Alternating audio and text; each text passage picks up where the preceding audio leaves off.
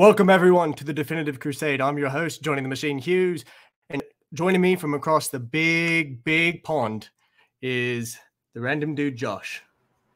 Now, as some of you may have noticed, this is slightly different. Josh, do you want to take it over from here? What is going on?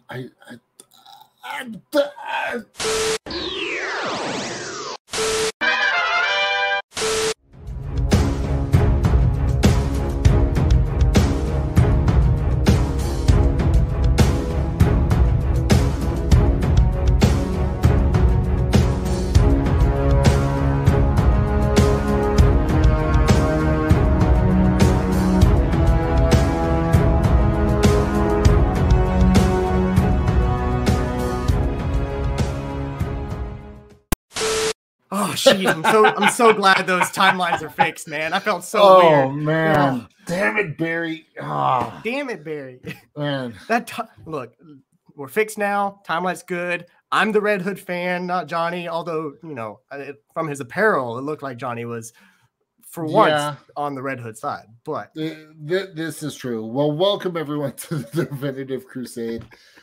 We've got my man Matthew, aka Nightlight 95. I am the random dude Josh. We are missing both Johnny the Machine Hughes and Freyja. Freyja is focusing on school, and let's be honest, we all know that Johnny is at home secretly reading Red Hood.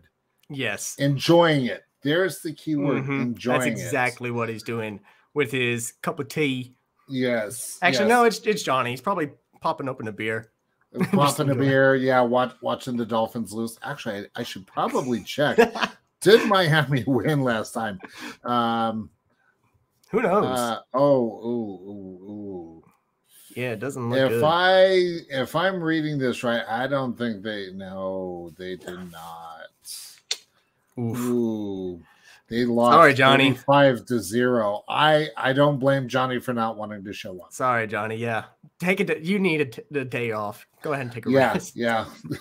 After that loss, I guess if you want to feel better, Johnny, go read some Red Hood. But enough with giving Johnny all sorts of crap that he can't defend himself over. Exactly. We're going to talk about the current books that have been released from DC, and I'm excited for this. Kind of a different show for us compared to what we normally talk about. Right. So first up, wait, you mean this isn't the Jank Think Tank? No, surprisingly not. Although there have been some pretty epic stuff coming out. Midnight Hunt, but we're not here to talk about We're not wrong channel. No, definitely not. But over the course of the weekend, big day in the DC world, Batman Day. I was also right in the middle of a convention I was at. So I was at Salt Lake's. You were living it up this past week. I was. Although because I volunteer, I see the convention through a different set of eyes. Right. But it was fun nonetheless. It was great to be back on the convention circuit. Definitely a little different. I mean, we still had to wear masks, but to be honest, I was okay with it because if you've ever been to a convention, you know about con crud. Yeah. So I'm hoping the wearing of a mask has prevented at least con crud to a degree. So, but deodorant. It's not that hard. It takes 2 seconds to apply. Honestly, the mask, I did that so well. It was great. But let's jump into the books that we're talking about today. First up, because of Batman Day, DC had announced it at Fandom, a new book, a collaboration, if you will, called Batman the World. Zawarudo. For all you JoJo's fans, you know that reference. Oh, jeez. But, I mean, this book is very interesting. It's a collaboration of multiple stories. And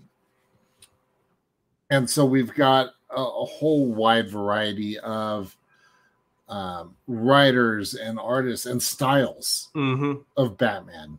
Definitely a lot of different styles. And I really liked how they set the book up where each title page shows you what country the story is based out of and the creators from that. So, for example, Global City, written by Brian Azzarello, art and colors by Lee Bermejo. If I butchered your name, I'm so sorry.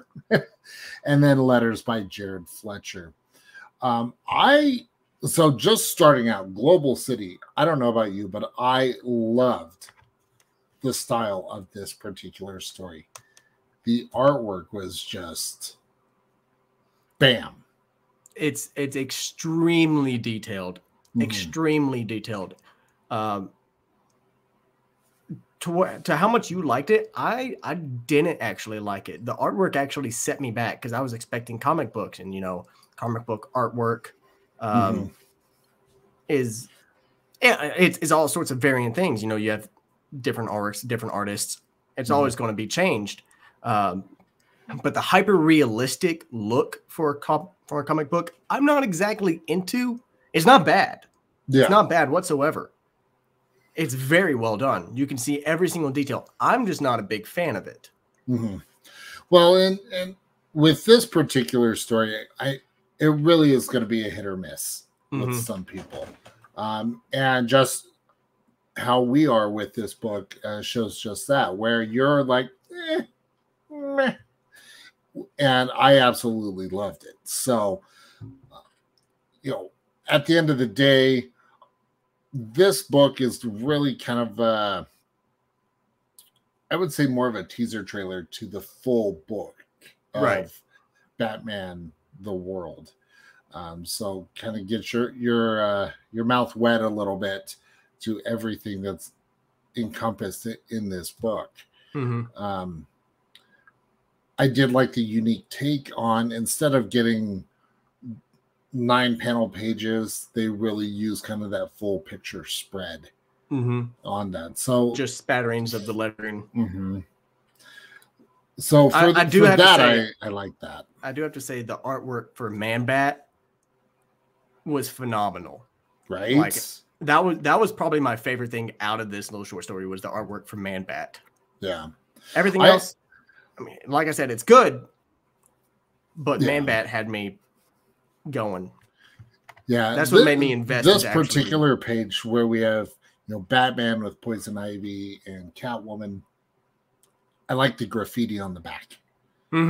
Really calling attention to the Batman style of the 80s when Neil Adams was drawing and doing art for Batman. So, and the Lego figure behind him. I can't tell. Oh, if that's, I missed. That's Penguin. Yeah, it's Penguin. Oh, I totally missed that. That all the things you pick up on. But I mean, at the end of the day, this is going to be a collaboration. I mean, the next story, Munin. So this is a story based out of with creators from South Korea. This one took a very different turn compared to the last story. Definitely did. They're really encompassing that world aspect of, yes, it's going to be in the world of Batman, but it is very cultural appropriate, if that's maybe the best way to describe it. Yeah.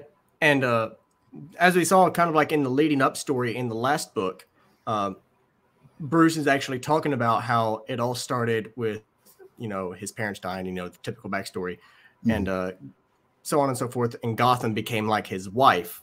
And he kind of does this thing where it's like, well, as in with all relationships, I grew tired of it and wanted more. I didn't really like that statement, but that's neither here nor there.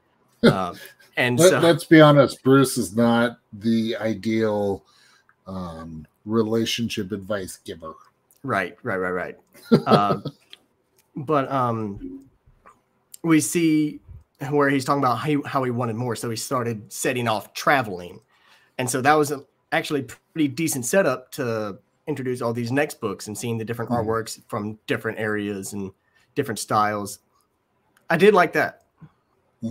And so venturing from the USA towards Korea, the story for this, I didn't really follow. It's something about visualizing memory.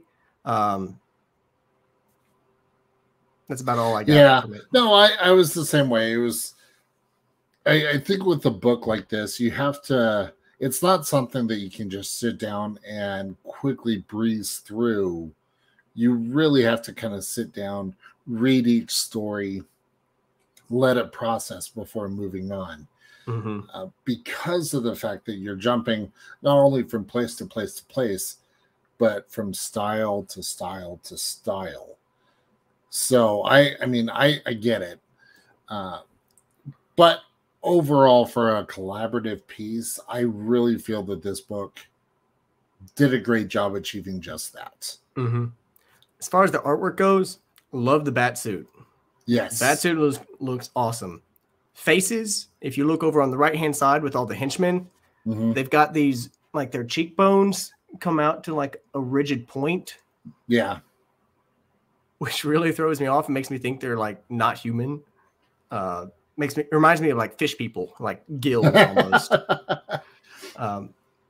So faces, and Freyja's not here, so I have to do her thing as well. Just nitpick. The faces just threw me off a bit, but the bat suit, wonderful job on the bat suit. Love the little tiger stripes and differentiation that we had there. Yeah. And even the action, I actually appreciated the fact that this was in black and white. I think had they done that in color, it would have been too much. So to have it in this watercolor black and gray style really worked. Almost like a sepia style. I really liked it. Yeah. A better tomorrow. This is the German style of the book, or the German story. At this point, it was kind of going back to what I said, where as I was going through the book, I wish I actually would have put more time in it, to be completely honest, to give it enough time for my brain to process everything, because of how much it's jumping. But at the end of the day, you're getting all different stories, all different styles of art. And it really shows the fact that DC is not just a US thing, it is now a global. And for that, I give props to this book. So I think it was smart of DC to release this around Batman Day. It was very nice. Very nice. This one, I didn't know exactly what to think of this one, because we saw Batman in the first one, Batman in the second one. In this one, we just see a couple of Germans being led by whatever this group is into this abode to be greeted by the Joker. Don't exactly know what's going on here, but Joker's strapped a bomb to somebody in typical Joker fashion. Right. I think this is one of those moments where, because we picked the Batman Day special, again, this is just kind of that preview issue to go and actually get the full book, so you get the full story. Right. So this is just a little taste, a little flavor. Yep, it's a preview book. It's like a pie on a windowsill. You just get that nice little waft, and you cartoon just and lead towards you to where the comic book. Or the pie is the comic book. The next part, honestly, the cover gallery is probably my favorite out of the entire book. Yes, very much so. But then again, I just spent 3 days at a convention where there's nothing but prints. So it works, but to be able to see the different styles of Batman and all the different genres, Just and you well can done. even see like in each one where in the bottom left-hand corner it gives each location like Mexico, Turkey, Poland, Japan, Spain, Brazil, China. Yeah. The China one, I saw the China one, and I don't know why, but it gives me like massive Kingdom Hearts vibes with yeah, you know, with the stained glass backdrop of the yin and yang. It gives Batman in the Kingdom Hearts verse would be really crazy. Right. It would be really crazy. Yeah. The Mexican version, I like that one because they also kind of took that style of the Thomas Wayne Flashpoint Batman with the way that the shoulders are. I know, crazy. Oh God. Oh jeez, not again, not again. But yeah, so that's Batman the World. The Batman Day special definitely something I would honestly recommend picking up the full version of Batman the World. Zawaruda.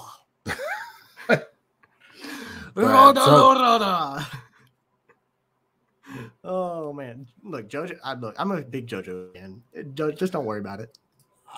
You know, JoJo's Bizarre Adventure, to be specific. No judgment from me. But what I can judge you on, Titans, really? Yes. So I saw this, and the reason that I picked it up because one, I knew it would bug you because Teen Titans is. Look, I don't know if you saw last week's episode, but we gave you like a whole bunch of crap for not being there, and we were told we were joking around that the next book we were going to have you pick was going to be a Teen Titans book. And so I just kind of had to stick with that vibe, you know. So I picked the Titans book. This is what happens when I take a nap and it ends up going too long. Look, we were glad you were okay. We were worried that you were hurt because you weren't responding to anybody, but we're glad you're okay. Anyway, Sleep. Titans United. Titans United. All right. Well, let's at least run through the credits here. So Titans United, written by Camden Scott, art by Jose Luis and Jonas Trindad. It makes me want to say Trinidad, but it's not. But yeah, right. I'm sorry. Look, that's the one thing we've got consecutive is messing people's names up. Okay, it's true. So this is a 7-issue series, and at that point, I'm gonna say, take it away. Well, thank you. So one of the few things I really like doing on this channel is whenever I see that there's a first issue that's been released, I usually like to pick that up and discuss it. So that way, if anybody else wants to start on this series, they can come and watch and have a typical rundown. That way they're not jumping into like the third issue and whatnot. So Titans United. I saw this cover art immediately made me want to pick it up because who do we have in the Titans right here? It's Red Hood, Superboy, Dick Grayson, Nightwing, Raven, Starfire, Beast Boy. The other three, I can't remember the name of for the life of me. So I know, oh my gosh, my brain just went blank. What's irritating is this guy here, the actor, was actually at FanX. Oh. Give me just a hot second here. And yeah, go ahead and look it up. But I love Teen Titans. Looking at me going, really? Look, as soon as I admitted to not really knowing who the other three were, I knew that I was going to get like hated on because we got Wonder Woman, Red Robin, and Ice Girl. Yeah. Everybody who sees this is like, because that's triggered. But into the story. So it starts out with, you know, this guy's on the phone. He's walking down the street. He's talking to his wife or his girl. Saying, yeah, I'll be home. Yeah, I'll be home. No worries. I'll be home. And he's getting kind of a headache, and I'm waiting for you to scroll over to the next page. So that way I can continue working on this. It's all good. All good. But we hear that, you know, we see that he's getting that his head starts hurting, his eyes start hurting, and he then releases laser beams out of his eyes in typical Cyclops fashion. Just and he's panicking. Something's wrong with my eyes. Something's going on. Then Superboy arrives, saves the children or saves the child and the lady from the falling rubble. He shuts his eyes, but he's panicking. He's in a lot of pain. He's really fearful, and that's something that they drive home, that he's really fearful. And then the Titans arrive, kind of to save the day, as we see with Red Hood. He's here now, and I love it. I love the one thing that I love in the beginning of this is his little quips towards Nightwing. Is okay, Nightstick, what's the plan? And then I'll go more into Jason Todd and how they do his character later, because I don't think they did him justice. But anyways, that's not what we're talking about. We see Superboy, Starfire, Beast Boy, and Red Hood help anybody still caught in that building. They go and continue to help. And then Raven appears to the guy and tries to relax him. And he says, "Don't touch me." And he turns into a giant ape, just like Beast Boy does. And so the Titans are like, "What's going on?" He was shooting laser beams like Superboy, and now he's turning into Beast. And Beast Boy actually goes, "But I know copyright infringement when I see it. You'll be hearing from my lawyers." And then as Beast Boy's attacking him, he lets bolts fly out of his hands in typical Starfire fashion.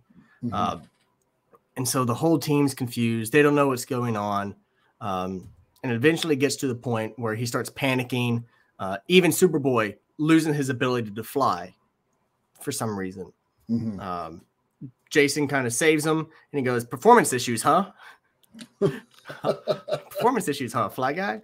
You realize we're supposed to be rescuing them? And so, like I said, in the beginning of this, I love his quips. But we can see that the guy, he can't control anything. He's transforming into many things, and he's panicking. And Superboy ends up taking him up into the sky because he's going to explode, essentially, is what Starfire lets the whole team know. He's letting out a bunch of radiation. He's about to go Nova. Superboy grabs him, flies into the air, and he explodes. They then rescue John. Is it John? Yeah. John. They rescue John. They take him home, heal him. And then they're just trying to figure out exactly what's going on. He has a broken arm. He's been knocked unconscious, which for a Superman clone is not heard of whatsoever. No, of course not.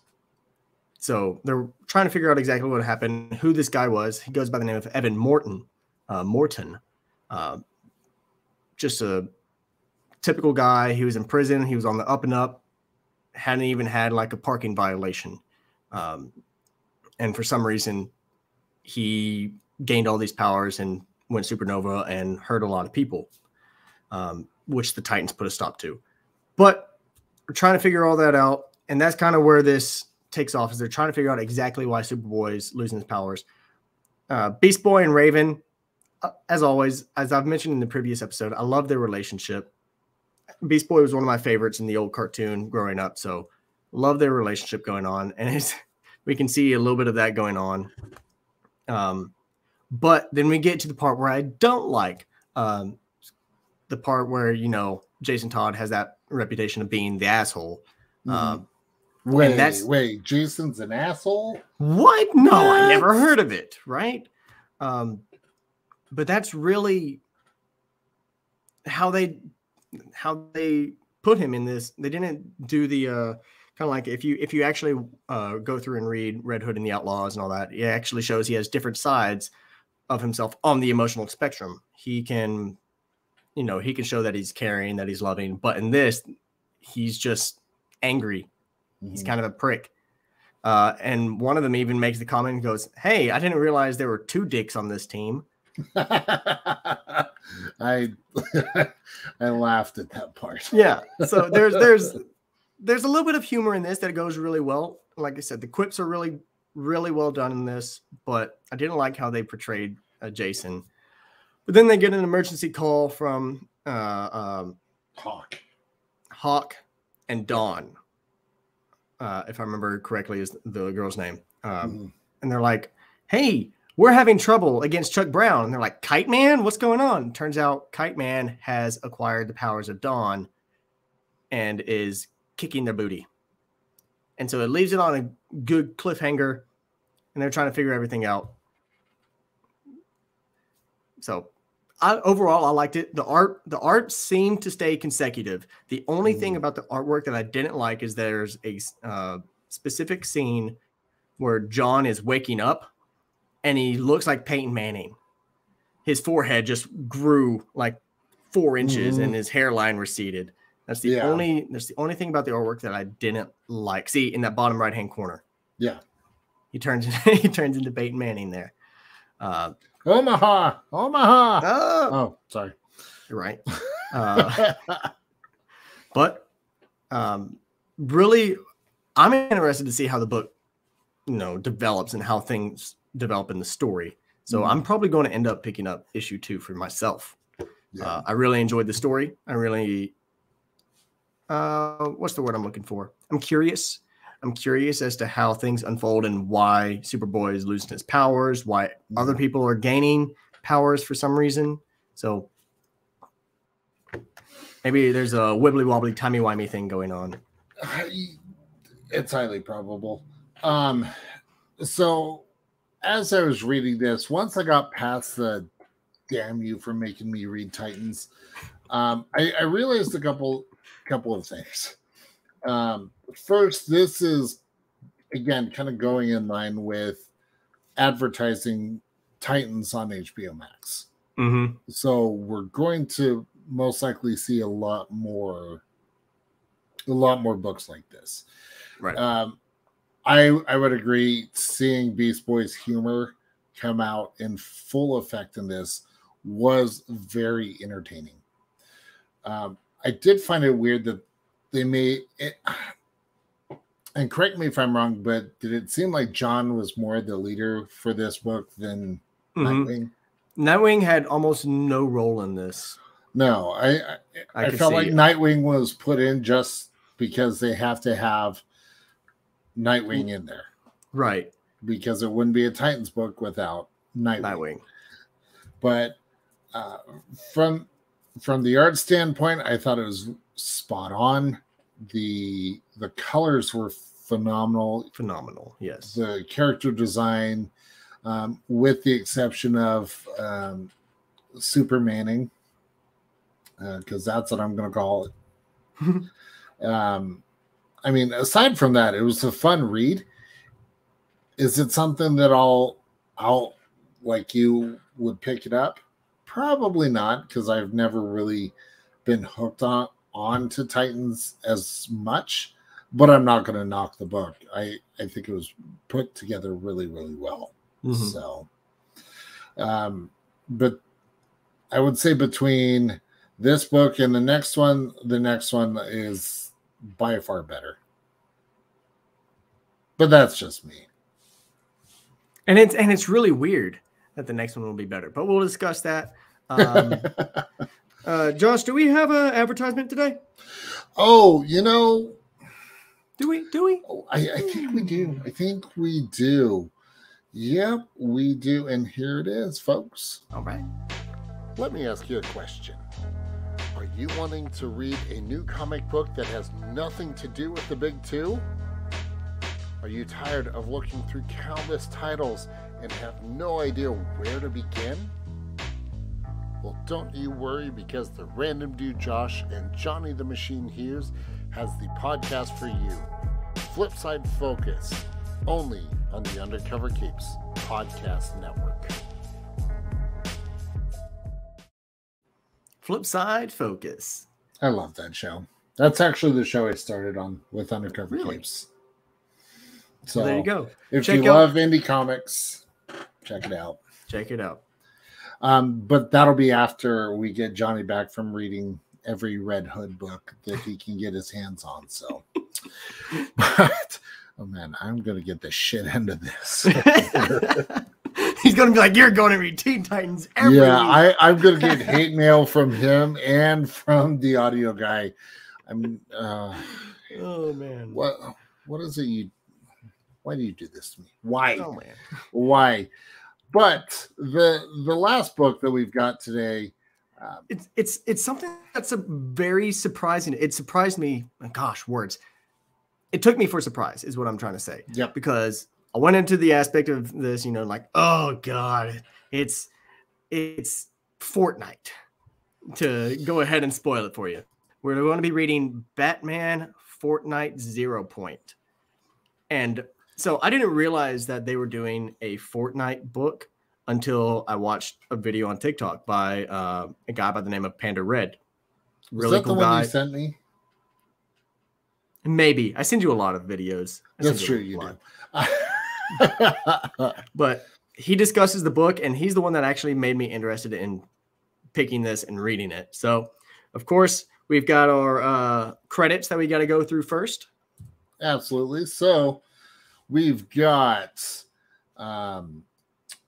written by Christos Gage, pencils by Riley Brown, inks by Nelson Faro de Castro, colors. Oh, never mind. Yeah, I was reading right up here. I was reading the wrong one. You got it. Yeah, you were still on Titans there, bud. I was still on Titans. Colors by John Callis and letters by And World Design. So now you can take it away. Now I can take it. Okay. Now. Appreciate it. So anyways, Batman 0 Point. Basically, we open up to Gotham. There's a rift. There's a tear.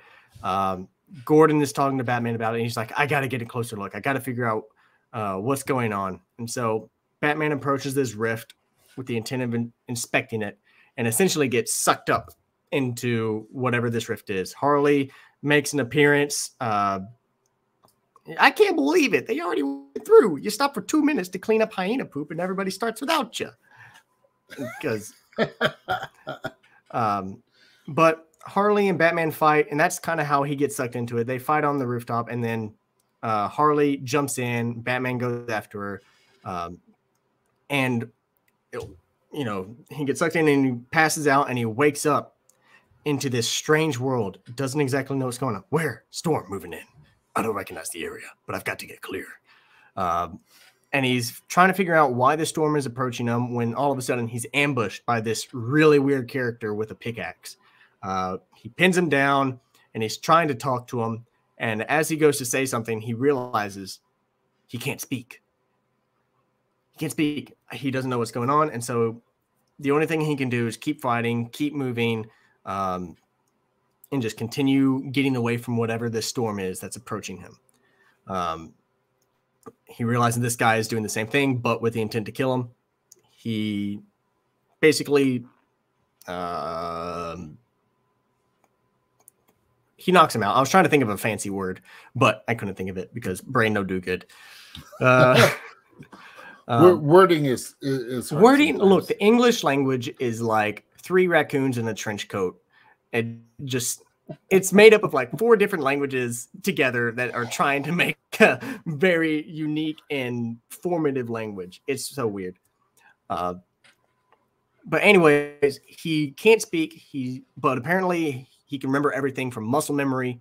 He can't even remember who he is. Like he gets warped in, and at one point he's like, who am I? What's going on? But apparently his body still remembers how to fight. He still knows how to, or he remembers his training. He doesn't know anything. It even says here, what don't I know? Pretty much everything else, except that clearly I'm being manipulated. And so he just keeps moving, keeps going forward. And eventually he runs into Selena Kyle, Catwoman, who is basically going through the same thing. He sees all these people there, all these fanatic characters, and he sees Catwoman and he's like, I know her, but from where? At least it feels like I know her. And so they start fighting together, and he realizes that he does in fact know who she is for some reason. And they fight together. Also, Freyja pointed this out in one episode. She has the armpit, the armpit spaces. Yeah. We got the dominatrix. We got the dominatrix Catwoman with the armpits. Yeah. But it's artwork's really well done. Like I said, it surprised me when I picked it up because I was like, oh no, Fortnite. But it is like even the story has me enthralled as to like what caused this rift. How is Batman going to get out of this? How is Selena going to get out of this? Why can't they remember anything? What happens at the end of this book when the storm closes in and it's just those two? Because they're not fighting each other. They defeat everybody else, and it's just those two in the middle. And the storm is closing in, the circle's closing in, and it fades out. And so they don't know. We don't know exactly what's going on. All we know is that Batman's in this real world. He can't speak. He remembers his training, and he doesn't remember who he is. Yeah. So this book was very intriguing for me. I had also seen the same review on TikTok as well. But the extra caveat to this is the fact that I do play the game. And so having that, I know you're judging me right now. Having that knowledge of the game. So there's a couple interesting things with this. So the Rift goes back to stuff that was going on in season 7 of the game, which coincidentally enough has now ended. But I like the fact that Batman can't remember who he is, but he remembers everything else, as you pointed out. I did find that to be very intriguing. He can't vocally speak, but he can sure do the inner monologue, as Batman always does. This is one of those books that I would say is really geared for kids who love Fortnite. Parents, if you're wanting to get your kids off of the video games for a little bit and they love Fortnite, this book is worth picking up for that purpose, because get them to read a little bit more. Exactly. You're taking a world, an environment, and characters that they already know, but it's in book format. And so for that, I would say it's definitely worth picking up. The artwork, I love this style of Batman. It is very reminiscent of Batman from the 70s. He has his underpants on. He has his underpants on, but the blue of the mask is really just to be able to show the features of the Batsuit. It is, he's still in black, but calling back to what they used to do with the Batsuit in comics back when Batman started. They had to use blue so that way it wouldn't completely soak through the pages of nothing but black. Right. So I like the fact that they've incorporated that, and it's a fun story all around. I was not disappointed. See all the different Fortnite skins, the weapons, the different tools, the harvesting tools, all sorts of stuff. So if you've played the game, you're going to be able to pick it up, read through the book, and know who these characters are. If you've never played Fortnite, like Matthew, you may be a little confused as to, well, who's this? Who's the giant bear? Who's the tomato? So on and so forth. But at the end of the day, it's still just a fun story and a fun book to read. So I definitely enjoyed it. I was not upset whatsoever that this was the final pick. Although, had Batman actually defeated Catwoman or Catwoman defeated Batman, they both, they wouldn't have been sucked up into the storm. Noobs. But they don't know that. They don't know anything about this world. So that's true. They just wanted the moment before they both went. Right. But I do like the fact that, much like the other books that we've spotlighted today, that this is kind of that teaser, that preview to pick up the hardcover graphic novel. So it's leading you in to pick up more. So definitely. At that point, job well done. Very well done.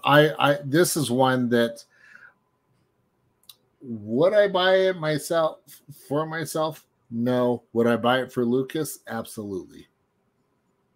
Because he loves Batman, he loves Fortnite, and I do believe that is what we call parenting done right. I know the dances from Fortnite, but that's about it. Wow. Look. Wow. I'm sorry. I'm so sorry. You know what? Next time you and I play. Oh, I have got. Oh man. Oh, I got some gnarly stuff coming for you. That's for sure. So.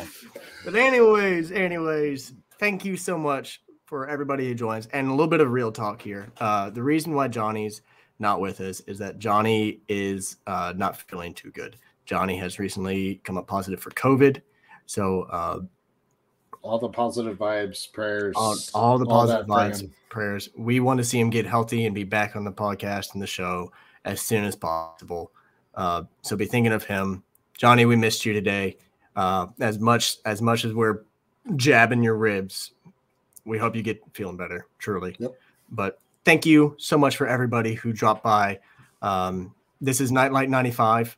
And as always, appreciate you. You were about to say tapping out, huh? I was about to say tapping out. This is Nightlight 95, tapping out, doing the whole MTG thing. But I know. Wrong show.